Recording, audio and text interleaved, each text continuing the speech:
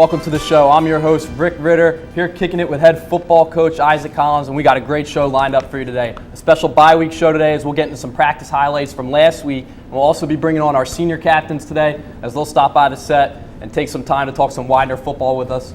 Coach, how you doing today? It's great to be back in game week, I can tell you that. Did you enjoy some extra time off on the bye week? Well, it was good. I don't think you ever get really time off, but certainly not having to prepare for an opponent gets you pretty pumped up to be able to kind of focus on you for a week. So it was really neat.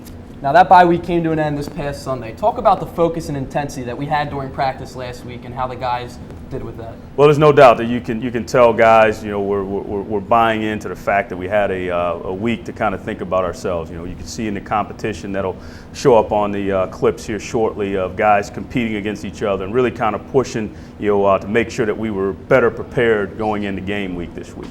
I believe we're going to get some practice highlights up and rolling. See if we can get them now. And Coach, we really want to come out and fly around at a high level, even though it was an off week. And we did that by creating a lot of competition. We had the wide receivers and the defensive backs doing some one-on-ones, the defensive linemen and the offensive linemen doing some one-on-ones. Talk about the competition that the coaches tried to create throughout the week. Well, I think if you look at any football team, there's always just a natural competition. Receivers, don't like DBs much. O-line, D-line don't like each other much. And anytime you can put them in a room together and let them kind of fight it out like, older brother versus younger brother, it's fun to watch. And that's what we tried to do this week is to make it fun, make it competition, but make it different than a typical week. And I think guys sensed that a little bit as we got into a little bit of competition. Now, we also took a lot of practice time to do more work with our individual coaches and focus on the details of our assignments. How important is it for us to do this and really become great at the little things, Coach? Well, it is, as we always talk about, you hear us talk about the process, and it's important that everyone understands in the program that it's about you doing your job, and what better way for you to do your job than to get a bunch of reps at it this week, and that's what we tried to do. As you saw the receivers working on our shallow game, just working on making sure they're at the right depth, making sure they're looking the football in. These are all things that are fundamentally going to help us be successful down the road. Now, this was also a chance for our guys who were banged up to take a couple days off, rest up, be smart as we get ready to head into conference play. Talk about what an undefeated FDU team will be bringing into our stadium on Saturday. I think the biggest thing they're going to bring in is confidence. I mean, there's certainly, for them, with the way their season went last year, and then to start this thing off 3-0, wins certainly breed success. And I think one of the things that they've done is they've won some close ball games. They put themselves in positions to be in the game at the end of the game, and that's something I'm sure they're going to try and build on as they come into our stadium this weekend. Now, can you touch on the offensive and defensive game plan a little bit for Saturday? Well, offensively, as we know, we got to be able to run the football. We got to be able to secure it. We're hoping that if we can run the football well enough, early enough, it'll loosen them up so we can take some shots downfield and be able to create some explosive plays. Defensively, they do a great job offensively, and I think our guys are excited for the challenge. They got a mobile quarterback who throws the ball all over the yard. They got some talented running backs. They got a big play receiver. So for us, defensively, it was really about getting back to the basics. We did a lot of pursuit drills. We did a lot of working on our coverages and getting our linebackers on the same page with the secondary. So I think as a big challenge as you get into game week here is really getting us to kind of focus on the details of making sure we take away that dynamic offensive personnel and then offensively continue to make strides to kind of break out of our shell a little bit. It was good to see the young guys too getting focused in and understand really how important it is that conference play starts this Saturday. Coach, how important is it that conference play starts this Saturday and to really get the ball rolling early? Well, there's no doubt that, I think for the football team and for the coaches, when you get into league play, this is what you're building for, and not that you don't want to win those early games, but everyone knows that, one of our top goals is to be able to, win a MAC championship, and it starts really this week with us opening up in league play. We'll see if we can introduce our senior captains here in a moment as soon as these highlights are over. As you see us doing some pass routes from last week, you got the running backs out there working on their crossing routes, the under routes as well, and the receivers working on their stalk block, as you saw earlier, on the perimeter. This is a little bit of a boot drill for our defensive guys, kind of getting them in their fits. Like a lot of times you spend a ton of time on run fits, and I think sometimes you don't spend enough time on your pass fits. So this is a good week for us to kind of get back to the basics and get guys understanding their progression and where they needed to be. No, it was good to see the first team defense and the scout team really going at it too. That really created some good competition out there last week. Yes, it did. It did. There was definitely some intensity out there. Now today we are joined by some of my buddies and the senior football captains on the team. We got tight end Michael Penna with us, defensive end Shane Zumsky, and linebacker Joe Favinger.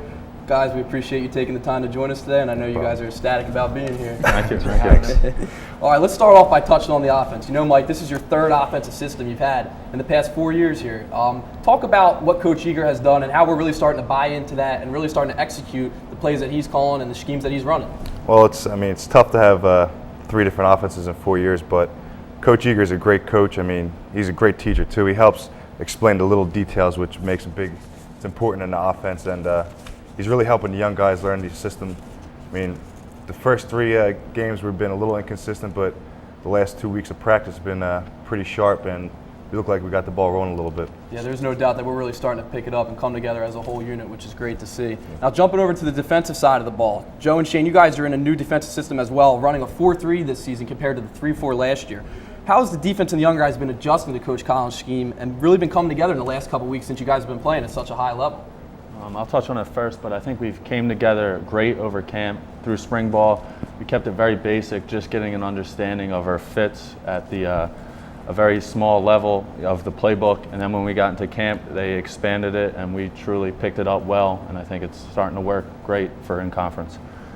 Yeah, Coach Collins, the first few days of camp, a lot of times when you're in a completely new system, people worry too much about making mistakes, and you start to play timid. So he kind of took all of that away and just kind of let us play football, run around, make plays, and then after that really went back and taught it over again, so we weren't forgetting about, you know, why we all play football, to run around and hit people by being too afraid to make mistakes. So I think that was a big important.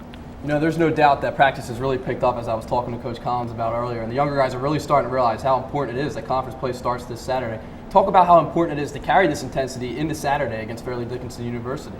I mean, it's huge because, like everyone says, you practice how you play. And last Ithaca week, we didn't practice too well, and you can really tell the guys are really focused up right now. I mean, conference play means a lot, and I think the young guys finally realized that. So. All right, guys, we got some special questions that came in today from some of our viewers, and we're gonna get to them. We're gonna start with you, Mike Penna. Mike Penna, people say you look like Ronnie from the Jersey Shore. If you could be one character on the Jersey Shore, who would it be and why? I'd probably have to be Paulie D. He has a pretty solid fist pump, so.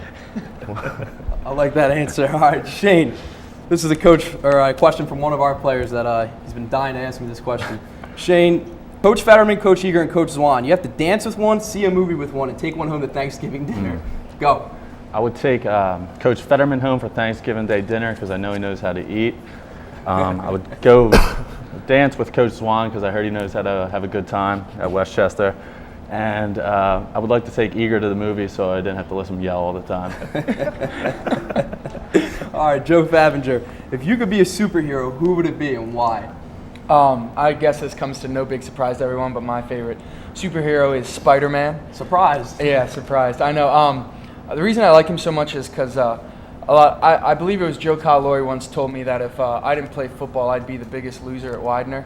Because I'm kind of a nerdy guy off the field and I guess on the field. But the reason I like him is that's how he is. He's just kind of a nerd, and you know, when he puts on his Spider-Man costume, he does great things to save the day. And I don't know, I like that. All right, back to you, Mike Penna. Guys hear you talking your slang out in the field and use phrases such as "bo" and being real nutty. Why does this get the guys so fired up? I just think it loosens up practice a little bit. I mean, you gotta have fun when you're on the football field. So I mean, just bring it on the field, gets guys loose and have fun. All right, Shane, back to you. People say you have pregame rituals where you eat weird foods. Can you talk about what you put in your body before the game? I like to have a little trail mix before the game. I actually eat probably 15 minutes before. I eat during halftime. If I could, I would eat during the game. You know, me and Greg Walsh have a pregame ritual. We just like to, you know, bring up the atmosphere and know that we have energy ready for the game. Now, Joe Favinger, which linebacker do you take as your little brother and why? My little brother, I guess, from what a few people say on looks, people say me and Wojo look alike. But if I had to pick one, I'd say Joe Calori. Me and him are real good buddies, and he comes to me we talk a lot. He comes for advice because he's learning a new position at inside linebacker that he's not used to. And me and him, we talk a lot about the little things we see. I mean, Natter's, the third linebacker that we've all come up with, but he's not so much a little brother. He kind of stays to himself, talking wise. Now, this last question we got for you today comes from an anonymous D lineman. If you were stranded on an island with one coach, who would it be and why? With each of you, let's start with you, Bennett. Probably be Coach Lurie, because he has a bunch of stories to keep me occupied for a while, and he's pretty easy to get along with. So definitely be Coach Lurie. I would have to say Coach Fetterman. He's just one of a kind person, and it's the person I want to be on the island with. I'm going to go off a little, and no offense, Coach Collins, as my position coach, but Coach Williams. He was on the show a few weeks ago. He's funny, and he's got a lot of good NFL stories, and he keeps me pretty entertained when I talk to him. He's a funny guy. Guys, we had a lot of fun with you today, and we really appreciate you coming on and taking the time to join us, and you guys are welcome back anytime. Thanks a lot, guys. Thanks very much. Thanks for having us. Now, Coach Collins, before we get out of here, let's touch on the excitement and the anticipation for Saturday's big homecoming game. How important is it to start off conference play with a win? Well, I think anytime you're playing homecoming, you got alumni back, you got the fans excited, you got families, parents coming back. For the players, it doesn't get any better than this. And I think that the excitement leading into the game and the fact that it's a conference game sets the tone even higher. I think guys know what's at stake. They understand what we need to do, and now you're going to be able to do it in front of a big crowd. And to me, if you're going to have a stage where you're kicking off your league play, homecoming is probably the best way to do it. Now, Coach, as always, we appreciate you joining us today. And we got the big homecoming game, guys, coming up this Saturday. Come out and show us some support. Get your homecoming T-shirts that are on sale now. That's 1 o'clock at Quick Stadium this Saturday against an undefeated Fairleigh Dickinson team who comes into Quick Stadium at 3-0. Don't miss the game. For Coach Collins, Mike Penna, Shane Zumsky, and Joe Favinger, I'm your host, Rick Ritter, and we'll catch you next week on Kicking It with Coach. Thanks, guys.